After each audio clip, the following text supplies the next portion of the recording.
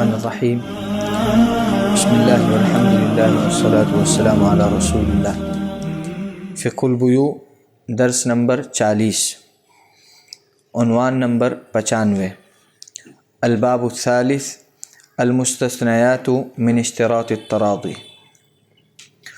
والأصل في جميع المذاهب الفقهية أن رضا المتعاقدين شرط لصحة البيع ونفاذه، ولكن هناك بعض المستثنيات من هذا الأصل العام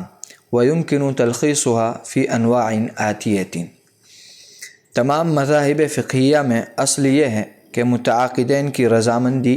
بیع کے صحیح ہونے اور اس کے نافذ ہونے کے لیے شرط ہے، لیکن اس عام اصل سے بعض مستثنیات ہیں اور ان کی تلخیص ان حسب ذیل اقسام میں کی جا سکتی ہے۔ نمبر 1، حکومت کی طرف سے جبری خریداری۔ نمبر 2،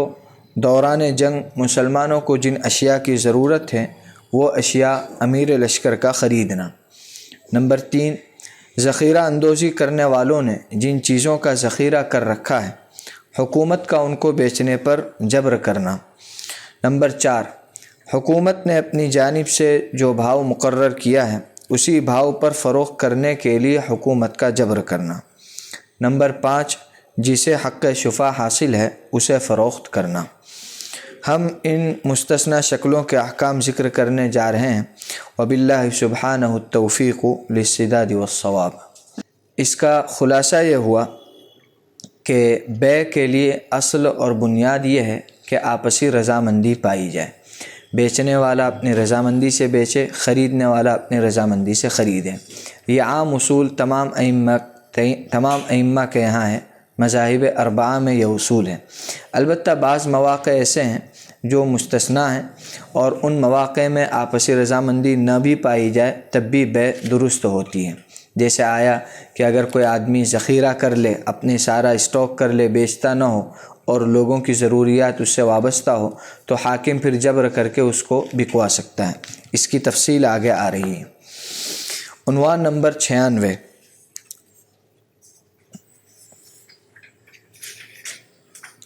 الشراء الجبری من قبل الحکومہ۔ أما الشراء الجبري من قبل الحكومة لضرورة أو حاجة عامة فيستدل على جوازه بما أخرجه الترمذي عن عقبة بن عامر رضي الله تعالى عنه أنه قال: قلت يا رسول الله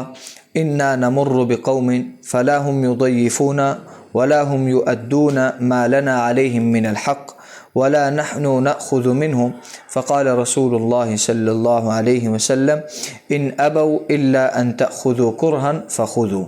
وقال الإمام الترمذي رحمه الله تعالى في شرح هذا الحديث۔ حکومت کی طرف سے جبری خریداری۔ کسی ضرورت یا حاجت عامہ کے لیے حکومت کی جانب سے جبری خریداری کے جواز کے لیے اس روایت سے استدلال کیا جا سکتا ہے جو امام ترمذی رحمۃ اللہ علیہ نے حضرت عقبہ ابن عامر رضی اللہ تعالیٰ عنہ کے حوالے سے نقل کی ہے۔ فرماتے ہیں، میں نے عرض کیا یا رسول اللہ، ہمارا گزر کسی قوم کے پاس سے ہوتا ہے، نہ تو وہ ہماری میزبانی کرتے ہیں، نہ ان کے ذمے جو ہمارا حق ہے وہ ادا کرتے ہیں، اور نہ ہم ان سے کچھ لیتے ہیں۔ تو نبی کریم صلی اللہ علیہ وسلم نے ارشاد فرمایا کہ اگر جبر کے علاوہ کسی اور طریقے سے وہ آپ کو دینے سے انکار کریں تو بالجبر ہی سے ہی لے لیا کریں۔ اس حدیث کی شرح میں امام ترمذی رحمۃ اللہ علیہ فرماتے ہیں، اس حدیث کا مطلب یہ ہے کہ حضرات صحابہ جنگ کے لیے جاتے تھے، ان کا گزر کسی قوم کے پاس سے ہوتا تھا اور ان کو کھانے کی کوئی چیز جو قیمت سے خرید سکے نہیں ملتی تھی، تو آپ صلی اللہ علیہ وسلم نے ارشاد فرمایا، اگر وہ خوش دلی سے بیچنے پر آمادہ نہ ہو اور اپنے حال سے یہی ظاہر کریں کہ آپ لینا ہی چاہتے ہیں تو بالجبر لیں، تو پھر وہی سے ہی بالجبر ہی لے لیا کرو۔ ایک حدیث میں یہ بات اسی طرح مفسر یعنی وضاحت کے ساتھ مروی ہے اور حضرت عمر ابن خطاب رضی اللہ تعالیٰ عنہ سے مروی ہے، آپ بھی ایسے موقع پر یہی حکم دیتے تھے۔ علامہ رشید احمد گنگوہی رحمۃ اللہ علیہ اس حدیث کی شرح میں فرماتے ہیں کہ ان کو اس بات کی اجازت ہے کہ وہ قیمتاً زبردستی حاصل کریں، اور حدیث کی توجیہ یہ ہے کہ جب مسلمان کہیں پڑاؤ ڈالتے تھے تو کفار اپنی دکانیں بند کر لیتے تھے اور مسلمانوں کو نقصان پہنچانے کے مقصد سے خرید و فروخت بند کر دیتے تھے۔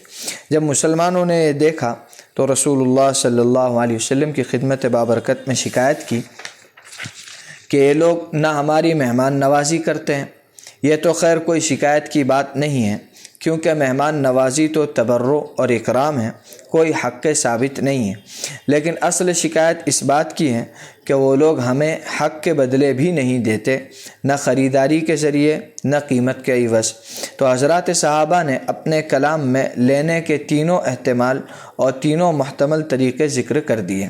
قیمتاً لینا، بغیر قیمت کے جبراً لینا، اکرام کے طور پر ان کی جانب سے ہمیں کچھ مل جانا۔ پہلا تو اس وجہ سے کہ وہ ہم سے سودا ہی نہیں کرتے، اور دوسرا بئی وجہ کہ یا رسول اللہ آپ نے ناحق کسی کا مال لینے سے ہمیں منع فرمایا ہے، اور یہی معنی ہے وَلَا نَحْنُ نَأْخُذُ مِنْهُمْ کا۔ اور تیسری بات اس لیے کہ وہ ہماری مہمان نوازی نہیں کرتے، تو رسول اللہ صلی اللہ علیہ وسلم نے جبراً خریدنے کی اجازت مرحمت فرما دی۔ یہ پوری جو تفصیل آئی حدیث شریف کی، اس کا خلاصہ یہ ہے کہ جبراً بیع کے متعلق ایک حدیث شریف سے استدلال کیا جا سکتا ہے کہ صحابہ نے آ کر کے اللہ کے رسول صلی اللہ علیہ وسلم سے عرض کیا کہ اے اللہ کے رسول، ہم بہت سی بستیوں میں جاتے ہیں تو وہاں کے لوگ اور کفار اپنی دشمنی کی وجہ سے اپنی دکانیں بند کر لیتے ہیں، ہم سے خرید و فروخت نہیں کرتے، اور جب اپنا مال ہی نہیں بیچتے ہیں تو مہمان نوازی کا تو کوئی سوال ہی نہیں پیدا ہوتا ہے۔ تو جب مہمان نوازی بھی نہیں اور خرید و فروخت بھی نہیں تو ایک تیسری شکل ہوتی ہے کہ آدمی لوٹ مار کر کے لے لیں،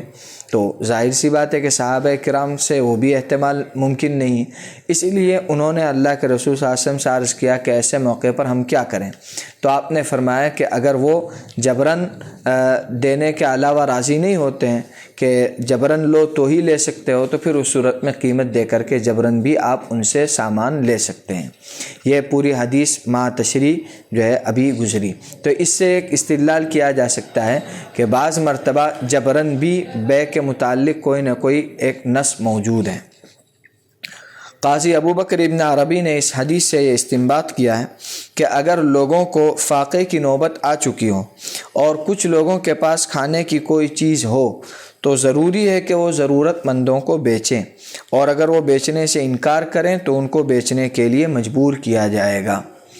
نبی کریم صلی اللہ علیہ وسلم سے اجبار علی البیع کے معاملے میں اس حدیث مذکورہ بالا کے علاوہ اور کوئی آپ کا ارشاد یا آپ کا کوئی اور عمل ہمیں نہیں ملا، لیکن اس سے ثابت ہو جاتا ہے کہ آپ صلی اللہ علیہ وسلم نے کسی ضرورت یا حاجت شدیدہ عامہ کے موقع پر جس میں تمام مسلمان مبتلا ہوں بالجبر خریدنے کی رخصت عطا فرمائی ہے۔ وہی خلاصہ ہے جو پہلے بتلایا کہ اس حدیث کے ذریعے سے جبراً چیز اور سامان لینے کا ثبوت ملتا ہے۔ صحابہ کرام کے دو قصے، اور جہاں تک حضرات صحابہ کی بات ہے سو اس سلسلے میں ان سے ایسے دو قصے ثابت ہیں جو بظاہر متعارض ہیں۔ پہلا قصہ مسجد نبوی علی صاحبہ السلام کی جو توسیع حضرت عمر رضی اللہ تعالیٰ عنہ کے دور خلافت میں ہوئی اس قصے میں، اور دوسرا حضرت عمر اور حضرت عثمان بن عفان رضی اللہ تعالیٰ عنہ کے دور میں مسجد حرام کی توسیع کا قصہ ہے۔ یعنی یہاں پر دو قصے نقل کیے جائیں گے، ایک قصہ مسجد نبوی کا ہے جو حضرت عباس اور حضرت عمر رضی اللہ تعالیٰ عنہما کے درمیان ہے، اور ایک قصہ جو ہے وہ مسجد حرام کی توسیع کے متعلق ہے، وہ حضرت عمر رضی اللہ تعالیٰ عنہ کا بھی پیش آیا اور حضرت عثمان رضی اللہ تعالیٰ عنہ کا بھی پیش آیا۔ تفصیل آگے بیان کی جا رہی ہے۔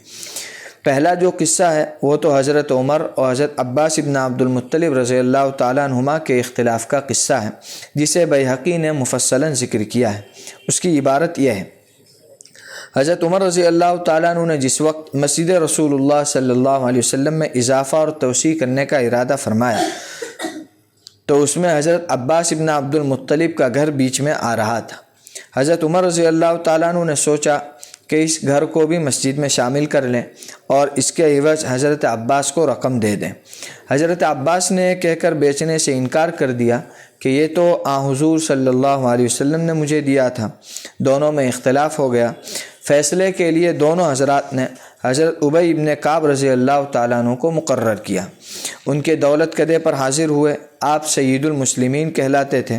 حضرت ابی بن کعب نے بیٹھنے کے لیے گدے منگوائے، گدے رکھے گئے۔ دونوں حضرات حضرت ابی رضی اللہ تعالیٰ عنہ کے سامنے گدوں پر بیٹھ گئے۔ حضرت عمر رضی اللہ تعالیٰ عنہ کا جو منصوبہ تھا اس کا تذکرہ کیا، اور حضرت عباس رضی اللہ تعالیٰ عنہ نے حضور اکرم صلی اللہ علیہ وسلم کے اس عطیے کا تذکرہ کیا۔ تو حضرت ابی نے فرمایا، اللہ تعالیٰ نے اپنے بندے اور نبی حضرت داؤد علیہ السلام کو یہ حکم دیا کہ وہ کوئی عبادت خانہ تعمیر کریں۔ حضرت داؤد علیہ السلام نے عرض کیا کہ میرے پروردگار، یہ گھر میں کہاں تعمیر کروں؟ اللہ تعالیٰ نے فرمایا کہ جس جگہ تم دیکھو کہ فرشتہ اپنی تلوار سوتے ہوئے کھڑا ہے، اسی جگہ بنا لینا۔ حضرت داؤد علیہ السلام نے ایک چٹان کے اوپر فرشتے کو دیکھا، لیکن وہاں بنی اسرائیل کے ایک لڑکے کا کھلیان ہوا کرتا تھا۔ حضرت داؤد علیہ السلام اس کے پاس آئے اور فرمایا کہ مجھے یہ حکم ملا ہے کہ اس جگہ اللہ تعالیٰ کا کوئی گھر بناؤں۔ اس نوجوان نے آپ سے کہا، کیا اللہ تعالیٰ نے آپ کو یہ حکم دیا ہے کہ میری مرضی کے بغیر آپ مجھ سے لے لیں؟ انہوں نے کہا نہیں۔ پھر اللہ تعالیٰ نے حضرت داؤد علیہ السلام کو وحی بھیجی کہ میں نے زمین کے خزانے تمہارے حوالے کر دیے ہیں، تم اسے راضی کر لو۔ حضرت داؤد علیہ السلام اس کے پاس آئے اور فرمایا کہ مجھے تمہیں خوش کرنے کا حکم دیا گیا ہے، میں تمہیں اس کے بدلے سونے کا ایک ڈھیر دیتا ہوں۔ اس نے کہا، میں یہ ڈھیر قبول کر لیتا ہوں، مگر وہ جگہ بہتر ہے یا ڈھیر بہتر ہے؟ یعنی اللہ کا گھر بہتر ہے یا ڈھیر بہتر ہے؟ حضرت داؤد علیہ السلام نے کہا، بہتر تو اللہ کا گھر ہی ہے۔ اس نے کہا کہ پھر آپ مجھے راضی کیجیے۔ حضرت داؤد علیہ السلام نے کہا، میں تمہیں اس کے عوض سونے کے 3 ڈھیر دیتا ہوں۔ وہ برابر حضرت داؤد علیہ السلام کو دباتا رہا یہاں تک کہ 9 ڈھیر پر راضی ہو گیا۔ حضرت عباس رضی اللہ تعالیٰ عنہ نے عرض کیا کہ اے اللہ،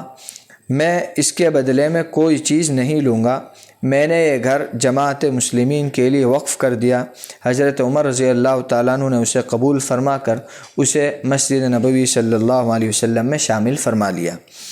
ایک اور روایت میں یہ ہے کہ حضرت عباس نے عرض کیا کہ کیا اس گھر کے بارے میں میری ملکیت کا فیصلہ نہیں کیا تھا؟ یہ میرا نہیں ہو گیا؟ حضرت ابی نے فرمایا، کیوں نہیں؟ تو حضرت عباس رضی اللہ تعالیٰ عنہ نے عرض کیا کہ میں آپ کو گواہ بناتا ہوں، یہ میں نے اللہ کے لیے کر دیا۔ ابن سعد کی ایک روایت میں یہ آیا ہے کہ حضرت ابوذر اور دوسرے صحابہ نے یہ گواہی دی کہ ہم نے حضرت داؤد علیہ السلام کا قصہ آقا دو جہاں صلی اللہ علیہ وسلم سے سنا ہے۔ یہ ایک قصہ مکمل ہوا۔ دوسرا قصہ حضرت عثمان رضی اللہ تعالیٰ عنہ کا، جو ابو الولید ازرقی نے ذکر کیا ہے، جس کا تعلق حضرات خلفائے راشدین کے زمانے میں مسجد حرام کی توسیع کے ساتھ ہے۔ کہتے ہیں کہ ابن جریج کا بیان ہے، مسجد حرام کی 4 دیواریاں نہیں تھی، بس ہر جانب سے گھروں نے مسجد حرام کو گھیر رکھا تھا، لیکن گھروں کے درمیان چند دروازے تھے جن سے لوگ ہر جانب سے داخل ہو جاتے تھے،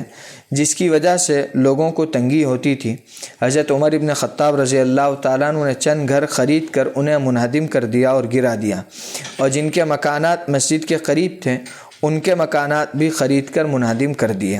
کچھ لوگوں نے قیمت لینے سے بھی انکار کر دیا، بیچنے کے لیے بھی راضی نہیں ہوئے، تو ان کی قیمتیں کعبہ کے خزانے میں رکھ دی گئیں، جو بعد میں مالکوں نے لے لی۔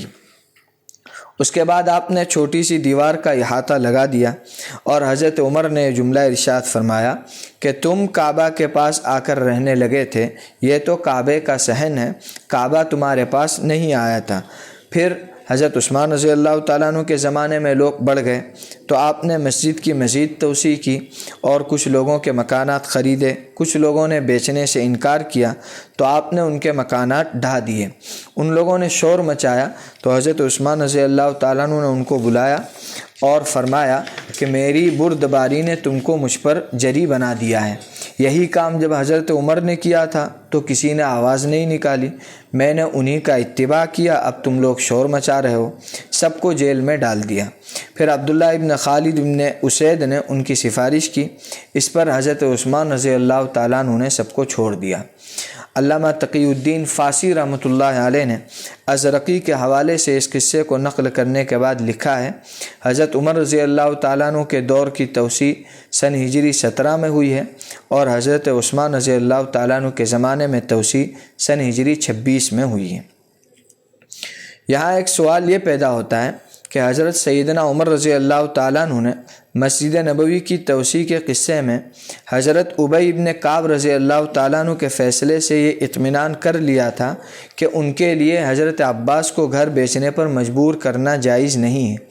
پھر آپ نے مسجد حرام کی توسیع کے موقع پر لوگوں کے گھر جبراً کیوں گرا لیے اور لوگوں کے گھر جبراً کیوں کر لے لیے؟ اس سوال کا یہ جواب دیا جا سکتا ہے کہ مکہ کی زمینوں کا ایک خاص حال ہے جو دیگر زمینوں سے مختلف ہے، اس لیے کہ اللہ تعالیٰ نے مسجد حرام کے باب میں ارشاد فرمایا ہے سواء العاکف فیہ والباد، اور اسی کی بنیاد پر فقہا کی ایک بڑی جماعت اس جانب گئی ہے کہ مکہ کی زمینیں کسی کی مملوک نہیں ہو سکتی، لہذا اس کی خرید و فروخت جائز نہیں ہے، اور حضرت عمر رضی اللہ تعالیٰ عنہ نے اسی آیت پر عمل کرتے ہوئے اہل مکہ کو حکم دیا تھا کہ حجاج کے لیے اپنے گھروں کے دروازے بند نہ کریں، اور حجاج کو اس بات کی اجازت دی کہ جس گھر یا جگہ میں بھی کسی کی رہائش نہ ہو وہاں قیام کر سکتے ہیں۔ اسی وجہ سے مسجد حرام کی توسیع کے موقع پر جن لوگوں کو تردد و اعتراض تھا ان کو حضرت عمر رضی اللہ تعالیٰ عنہ نے یہ جواب دیا کہ تم کعبہ کے پاس آئے ہو، یہ تو کعبے کا صحن ہے، کعبہ تمہارے پاس نہیں آیا ہے۔ گویا حضرت عمر رضی اللہ تعالیٰ عنہ یہی سمجھتے تھے کہ یہ زمینیں کعبہ شریف کی ضروریات کے لیے وقف ہیں، اور جن لوگوں نے یہاں عمارتیں بنائی ہیں انہوں نے ایک وقف زمین پر عمارت بنائی ہے، اور اس وقف کا متولی جب چاہے مصلحت وقف کے لیے ان عمارتوں کو ختم کر سکتا ہے، تو جو قیمت ان عمارت کے مالکان کو دی گئی وہ صرف تعمیرات کی قیمت ہے، زمینوں کی قیمت نہیں ہے۔ حضرت عمر رضی اللہ تعالیٰ عنہ کے عمل کی یہ توجیہ ہمارے شیخ علامہ عثمانی رحمۃ اللہ علیہ نے اعلیٰ السنن میں اختیار فرمائی ہے۔ اس میں دو قصے بیان کیے گئے۔ پہلے قصے میں حضرت عمر رضی اللہ تعالیٰ عنہ نے مکان گرایا نہیں بلکہ باقاعدہ فیصلہ کیا گیا، اور حضرت عباس رضی اللہ تعالیٰ عنہ نے اپنی رضامندی سے وہ مکان دیا، اور دوسرے قصے میں حضرت عمر رضی اللہ تعالیٰ عنہ نے اور ان کے بعد حضرت عثمان رضی اللہ تعالیٰ عنہ نے، دونوں حضرات نے مسجد حرام کی توسیع کرتے ہوئے بعض لوگوں کے مکانات جبراً گرا دیے تھے۔ دونوں کے درمیان فرق کیوں کیا گیا اس کی توجیہ بیان کی گئی کہ مسجد حرام کے آس پاس جو علاقہ ہے وہ کعبہ کی ضروریات کے لیے ہی ہے، اسی لیے حضرت عمر رضی اللہ تعالیٰ عنہ نے ان حضرات سے فرمایا کہ کعبہ کے پاس تم لوگ رہنے کے لیے آئے، یہ جگہیں تو کعبہ کا صحن ہے، لہذا جب کعبہ کو ضرورت ہوگی تو وہ جگہ لے لی جائے گی، لہذا تم اس میں چون و چرا نہیں کر سکتے۔ تو یہ دونوں کے درمیان فرق ہے۔ دوسری توجیہ، یہاں ایک دوسری توجیہ بھی ممکن ہے، وہ یہ ہے کہ حاجت عامہ شدیدہ کے وقت جبر علی البیع کا جواز حضرت عقبہ ابن عامر رضی اللہ تعالیٰ عنہ کی حدیث سے ثابت ہے، اور سیدنا عمر رضی اللہ تعالیٰ عنہ کو مسجد نبوی کی توسیع کے موقع پر شروع ہی میں اس حاجت کا احساس ہو گیا تھا، اور حضرت عباس رضی اللہ تعالیٰ عنہ کو اس بات کا اندازہ نہیں تھا کہ ضرورت اس لیول تک پہنچ گئی ہے جس میں زمین کے مالک کو بیچنے پر مجبور کرنا جائز ہو جاتا ہے۔ حضرت ابی ابن کعب رضی اللہ تعالیٰ عنہ نے اس کی تائید کر دی تو حضرت عباس کو تشفی ہو گئی، اور یہ بھی ممکن ہے کہ حضرت عباس رضی اللہ تعالیٰ عنہ کو مسجد نبوی کی حاجت کی بنیاد پر اطمینان تو تھا، لیکن ان کو یہ اندیشہ تھا کہ اس جبر کو بعد میں چل کر عمرہ کی جانب سے املاک کی بیع پر ایک نظیر بنا لیا جائے گا۔ یہی وجہ ہے کہ حضرت ابی ابن کعب رضی اللہ تعالیٰ عنہ کے فیصلے کے بعد آپ نے خود ہی اپنی زمین بغیر عوض کے مسجد نبوی کو دینے کی پیشکش کر دی۔ رہا مسئلہ مسجد حرام کی توسیع کا، وہاں تو حاجت بالکل واضح تھی، اس میں کوئی شک نہیں، اس لیے کہ مسجد حرام بنائی ہی گئی ہے ان لوگوں کے لیے جو اس میں اللہ تعالیٰ کی عبادت کرنا چاہتے ہیں۔ اسی لیے اللہ تعالیٰ نے حضرت ابراہیم اور حضرت اسماعیل علیہ السلام سے فرمایا طہر بیتی للطائفین والعاکفین والرکع السجود۔ اگر یہ زمین طائفین و عاکفین کے لیے تنگ پڑنے لگے تو یہ ممکن نہیں کہ ان کے لیے کوئی دوسری مسجد بنائی جا سکے، اس لیے کہ کعبہ شریف کا کوئی بدل نہیں۔ یعنی اس قصے کی ایک توجہ تو اوپر کی گئی، اور دوسری توجہ یہ ہے کہ جو ہمارا ابھی مسئلہ چل رہا ہے کہ ضرورت کے وقت بے پر سامنے والے کو مجبور بھی کیا جا سکتا ہے، تو اگر ہم اس بات کو اس حدیث شریف سے استنباط کرنا چاہیں، لینا چاہیں، تو یہ بات بھی ہمارے سامنے آ سکتی ہے اور اس کو ہم دلیل بنا سکتے ہیں۔ ان دونوں قصوں کو مد نظر رکھتے ہوئے جو بات خلاصے کے طور پر سامنے آتی ہے وہ یہ ہے کہ عام احوال میں جبر علی البیع جائز نہیں ہے، لیکن حاجت عامہ شدیدہ کے وقت اس کی اجازت ہے، اور شریعت اسلامیہ کے فقہا اسی پر چلے ہیں۔ چنانچہ علامہ حسکفی رحمۃ اللہ علیہ فرماتے ہیں جو گھر، زمین یا دکان کسی ایسی مسجد کے پڑوس میں ہو جو نماز کے لیے تنگ پڑ رہی ہو، اسے بالجبر قیمتاً لیا جا سکتا ہے۔ اس کے تحت ابن عابدین رحمہ اللہ رقم تراز ہیں۔ اس کی دلیل یہ ہے کہ جس وقت مسجد حرام تنگ ہونے لگی تو حضرات صحابہ نے 2 زمینیں ان کے مالکوں سے بالقیمت زبردستی خرید لیں اور مسجد حرام میں اضافہ کیا۔ نور العین میں لکھا ہے شاید زبردستی لینا ہر تنگ پڑنے والی مسجد میں نہیں ہے، بلکہ ظاہر یہ ہے کہ یہ حکم اس صورت کے ساتھ مخصوص ہے جب شہر میں کوئی دوسری مسجد نہ ہو، لیکن اگر کوئی دوسری مسجد شہر میں ہو تو وہاں جا کر ضرورت پوری کرنا ممکن ہے۔ ٹھیک ہے، اس میں حرج ضرور ہے، لیکن زبردستی لینا اس سے بھی زیادہ سخت ہے۔ ہماری بات کی تائید فعل صحابہ سے ہوتی ہے، اس لیے کہ مکہ میں مسجد حرام کے علاوہ کوئی مسجد نہیں تھی، یعنی اس زمانے میں نہیں تھی۔ خلاصہ یہ ہوا کہ عام حالات میں، نارمل حالات میں کسی آدمی کو بے پر زبردستی کرنا اور کہ بھئی تجھے تیری یہ چیز بیچنی پڑے گی، یہ درست نہیں ہے، جائز نہیں ہے۔ ہاں، کوئی ضرورت عامہ ہو جو سارے لوگوں سے وابستہ ہو، جیسے کسی مسجد کے آس پاس کی زمین ہے، علاقہ ہے، اور اس زمین مسجد کے اندر تنگی پڑ رہی ہے اور ضرورت ہے کہ اس جگہ کو مسجد میں شامل کیا جائے، اور اس میں یہ بھی شرط ہے کہ اس علاقے میں پورے میں کوئی مسجد اور نہ ہو، تو پھر اس صورت میں ان مکانات کو قیمت دے کر کے جبراً بھی خریدا جا سکتا ہے۔ ہاں، اگر کوئی اور مسجد ہے علاقے میں، محلے میں، تو بھلے آدمی دور جائے، وہ تکلیف کو برداشت کیا جائے گا، جبراً پھر اس صورت میں کسی کی زمین اور مکان کو نہیں لیا جائے گا۔ مالکیہ کا مسلک۔ مواق معروف فقیہ مالکی رحمۃ اللہ علیہ فرماتے ہیں بادشاہ وقت لوگوں کو زمین یا مکان بیچنے پر مجبور کر سکتا ہے اگر لوگوں کو اس کی ضرورت ہو، اپنی جامع مسجد کے لیے جس میں خطبہ جمعہ ہوتا ہو، اسی طرح اس کے راستے کے لیے بھی۔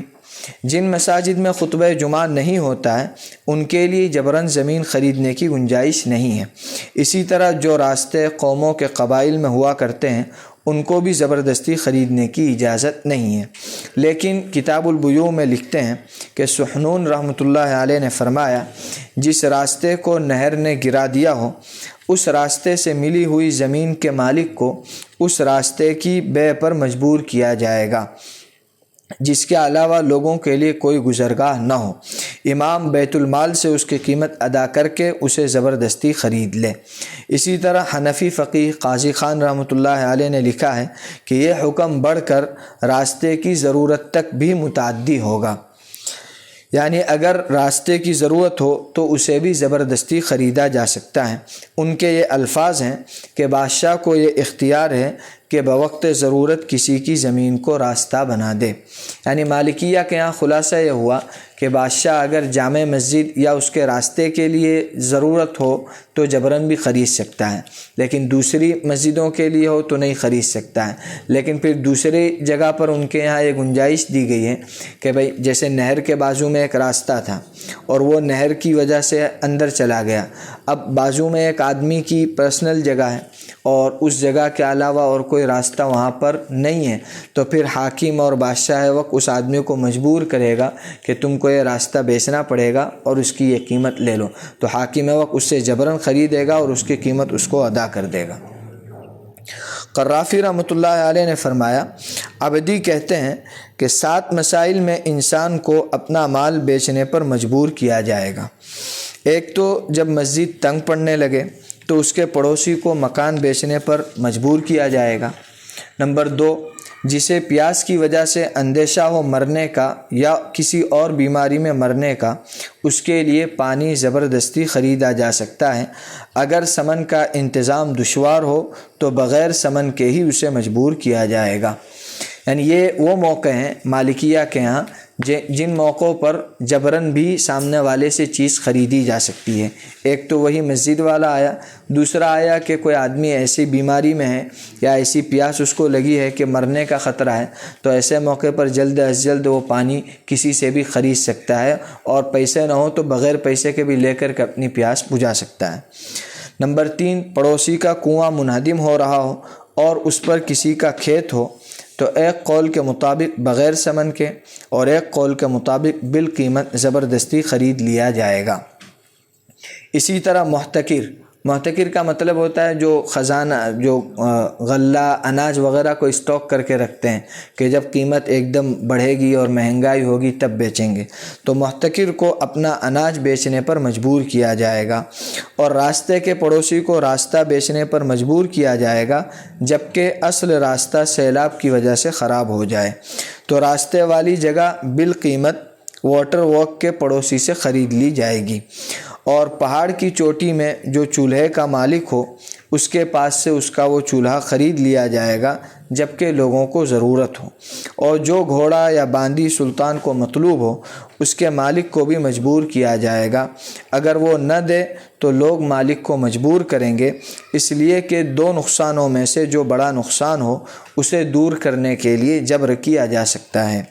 یہ مالکیہ کی کتاب سے حوالہ جو بات نقل کی گئی ہے کہ ان مواقع پر دوسرے اور سامنے والے آدمی کو اپنا سامان بیچنے پر مجبور کیا جائے گا اور زبردستی اس سے وہ چیز خرید لی جائے گی۔ مجلۃ الاحکام العدلیہ جو خلافت عثمانیہ کے زمانے میں لکھا گیا ہے، اس میں یہ عبارت موجود ہے کہ بوقت ضرورت بادشاہ کے حکم سے قیمتاً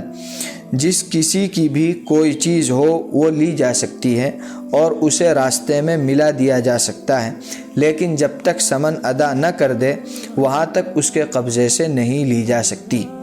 مجلۃ الاحکام العدلیہ میں اصول بنائے گئے ہیں اور اصول لکھے گئے ہیں، مقرر کیے گئے، اس میں سے ایک اصول جو ہے یہاں پر بیان کیا گیا کہ اگر ضرورت ہو تو بادشاہ کے حکم سے کسی سے جبراً بیع کی جا سکتی ہے، ہاں البتہ جب تک اس کو قیمت ادا نہ کرے وہاں تک چیز اس سے لیں گے نہیں، لیکن جبراً اس سے چیز خریدی جا سکتی ہے۔